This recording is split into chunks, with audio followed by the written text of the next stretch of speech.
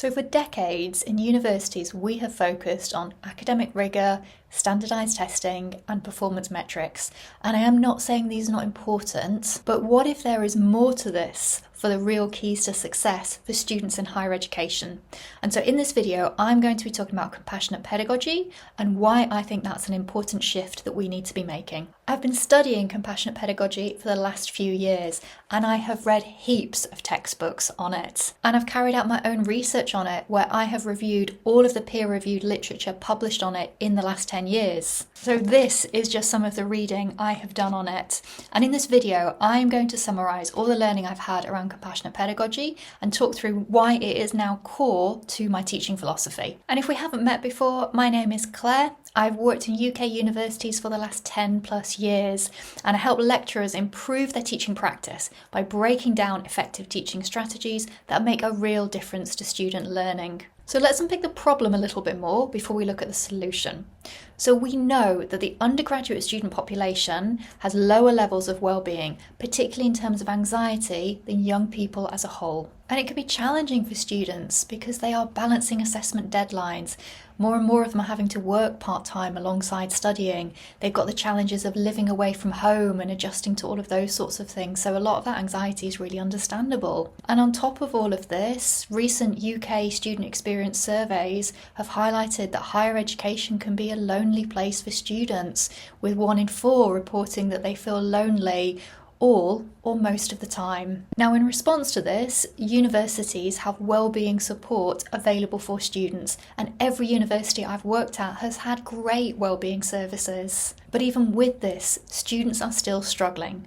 And I wonder if part of that is because we as educators see student wellbeing as being separate from our pedagogic practice. And many advanced HE publications have made the case for embedding wellbeing in the curriculum. So that could be through the inclusion of discipline-specific mental health and wellbeing content to complement the work of the wellbeing services. So I think Advanced HE are making the argument here that we have a collective responsibility to be supporting the wellbeing of students to create a positive learning environment for them. So one response to supporting student wellbeing is around having compassionate pedagogies, where we have values of kindness and care at the very core. Now, compassion seemed to be a theme around the COVID-19 pandemic, and I think because of that traumatic experience of it, as educators, we were just kind of reminded more about our humanity and how important that was, alongside all the educational goals. And I wonder if for students, it's that human side of being in higher education that comes first.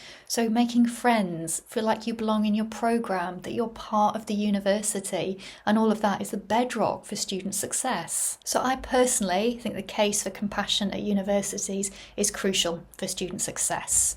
So what do I actually mean by compassionate pedagogy? Well, there are lots of brilliant authors who've been writing around compassionate pedagogy, but what I offer you now is a synthesis from the research that I did, where I looked at all the contemporary research on compassionate pedagogy in higher education in the last 10 years.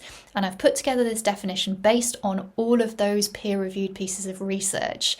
And so here's my take on it, is that compassionate pedagogy is made up of 4 different parts. So firstly, compassionate pedagogy involves an awareness or a noticing of suffering, distress, or disadvantage within that learning environment. And so this includes an acknowledgement of that shared human challenges and an understanding of the role in which power, privilege, equality, social justice, disadvantage, and that socio-political landscape can have on the learning environment.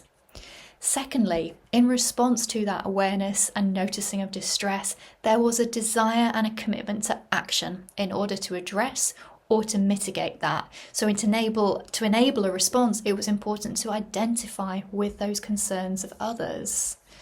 Thirdly, there was a promoting well-being, which appeared to be a key aspect of compassionate pedagogy. For example, helping students feel appreciated, instilling hope and peace, believing in people, promoting dignity and respect, and engaging with diversity.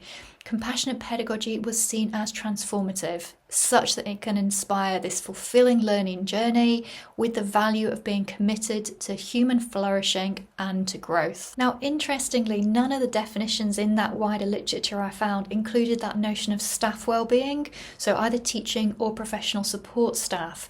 However, that role of teaching staff was implicit within that wider contextual understanding of what the authors were talking about with compassionate pedagogy. So in particular, those articles which sought to highlight compassion really as a bit of an antidote to some of the neoliberal landscapes of higher education, with its challenges of the seeming objectification, measurement of students and of teaching staff, or the demands of the high workload of teaching staff. So I just think we can't talk about student well-being with also we need to talk about staff wellbeing at the same time, don't we?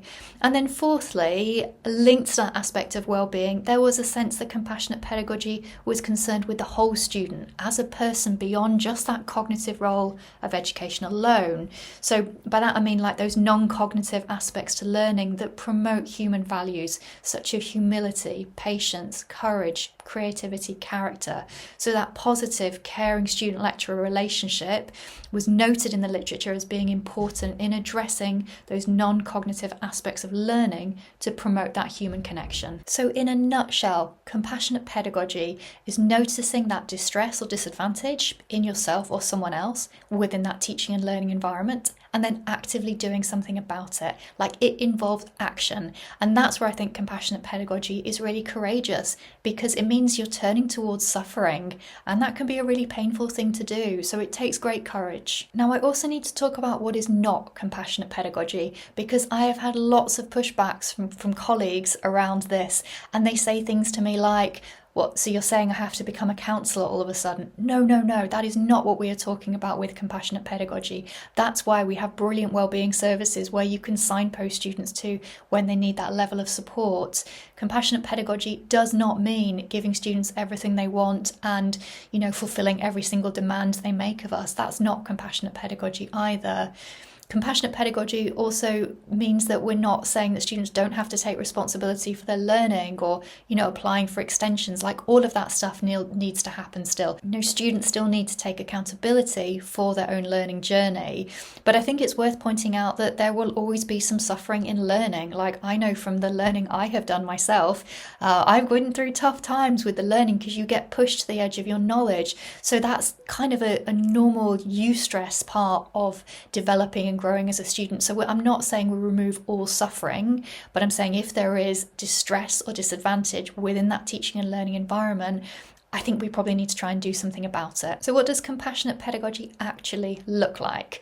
Well, I could give you 100 examples of it, but actually it's really discipline specific. So I think what I'm probably better to do is offer you a couple of reflective questions which will help you unpick what compassionate pedagogy will look like in your own teaching context. So 2 questions for you. So firstly, where do you notice distress or disadvantage in your learning and teaching context? And then secondly, what steps can you take to address these barriers to learning? So that might mean you need to address some of these things preemptively before they even come up. But I think it's also good to reflect on the positive and where do you already see compassion in that learning and teaching environment? Because I found the more I use compassion as a lens through which to frame my teaching practice, the more I notice not just the distress, but actually those positive, compassionate responses that are already there from other lecturers, from students, from student services, from a whole range of places. And so that's why I really like this quote from Professor Paul Gilbert, who says, "Attention is like a spotlight. Whatever it shines on becomes brighter in the mind, and this knowledge can help us build compassion." So this video is really a top-level summary on my take on compassionate pedagogy based on the research I've done. If you want to read more, I will put a link to my scoping review publication once that goes live in the description below. And I've framed compassionate pedagogy around well-being. So if you want to hear more about how we can get better with our language around student well-being, then please check out my video here. So I hope to see you there. Thanks for watching.